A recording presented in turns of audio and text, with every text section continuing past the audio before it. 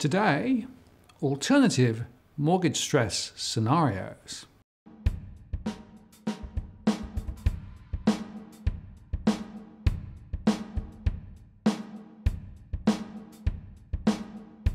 Hello again, I'm Martin North from Digital Finance Analytics. Welcome to our latest post covering finance and property news with a distinctively Australian flavour. We get a fair smattering of media coverage relating to our research. But I wanted to draw your attention to an article in the New York Times. Australian housing costs rival New York's, but boom may be ending. I'll put a link to the article below. They quoted me extensively. "We are on the edge of a precipice," says Martin North, principal analyst for Digital Finance Analytics, an independent research and advisory firm. All of the forces that have driven the home sector and the debt sector higher in the last 20 years are all coming to a critical inflection point. Almost everywhere you look, you can see icebergs, Mr. North said. Mr. North, the analyst from Digital Finance Analytics, estimates that of the 3.5 million mortgages where the owner lives in the home, almost a third of the households have incomes close or less than their expenditures. He predicts that at least 50,000 homeowners will default in the next 12 months. Now, it's nice to get a mention in the US home market, and this is an important story internationally, not just at home. When we released our mortgage stress report for June 2018, we said that the number of households exposed to risks is rising, and if rates were to increase, then around 1 million households would fall into stress, and some may default. And that's up from the 970,000 now. And you can see our post, "The Debt Pips Are Squeaking." Here is the link. The RBA minutes yesterday homed in on the problem of household debt. This is what they said. Members held a detailed discussion of the high level of household debt in Australia, informed by a special paper, note, which they did not share, prepared for this meeting. Household debt has increased by more than household income over the preceding 3 decades in many countries, but particularly so in Australia. 2 key drivers of this trend across the countries have been the decline in normal interest rates, predominantly reflecting lower inflation, and financial deregulation, both of which have increased households' access to finance. Members noted that a distinguishing feature of the Australian housing market is that the bulk of dwellings are owned by the household sector. This has contributed to greater borrowings for housing by households in Australia compared with other countries, where the corporate sector owns a larger proportion of rental properties. Another feature of the Australian housing market that has contributed to greater borrowings by households is the higher costs of housing in Australia on account of a larger share of the Australian population living in urban centres, typically in large detached dwellings. Survey data, which they did not share. Now, is that the 3-year-plus-old data from Hilda, which is out of date, or something else? Who knows?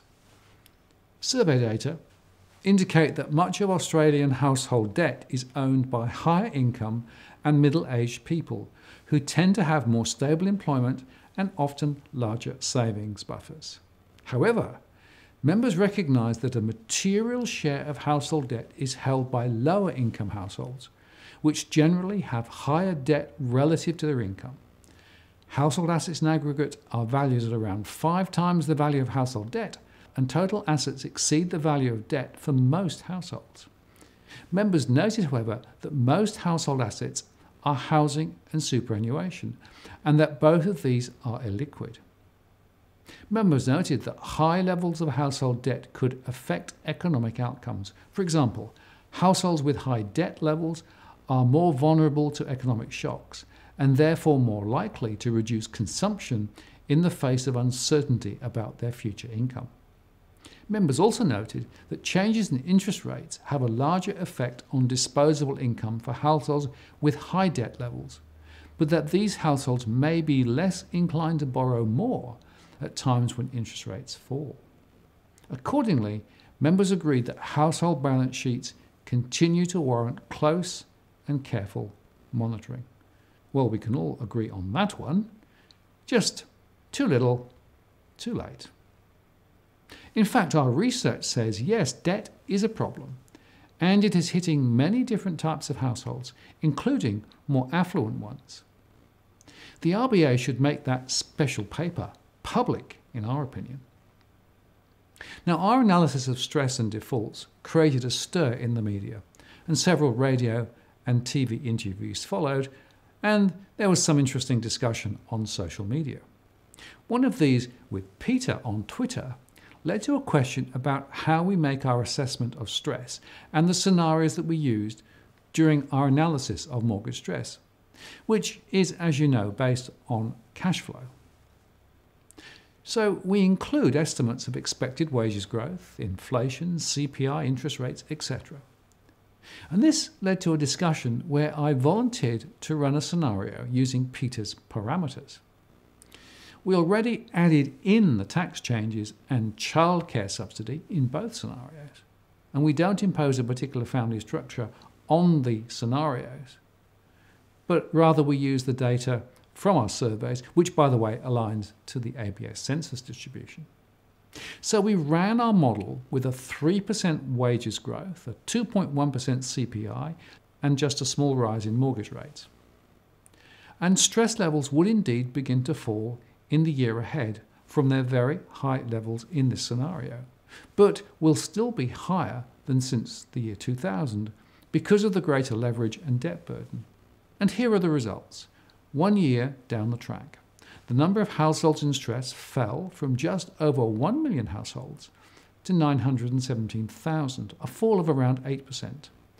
Although those risking default slid from 59,000 just to 55,000, a fall of 6%.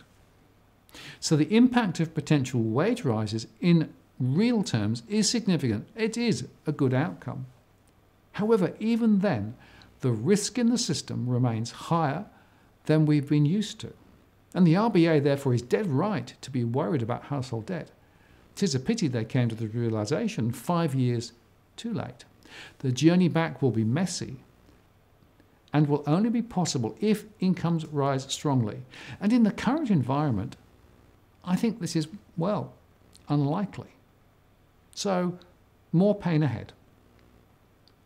As always, if you like what you've seen here today, please like the post and add a comment or question. I read them all. And if you want to join the growing band of subscribers who receive alerts when we release new posts, do subscribe now by hitting that subscribe bell. And if you've already subscribed, many thanks. I really appreciate your support and participation. And if you value the content we produce, please do consider joining our Patreon program, where you can support our ability to continue to make great content. And here is the link. I'm Martin North, the Principal Analyst at Digital Finance Analytics. Many thanks for watching, and I'll see you next time.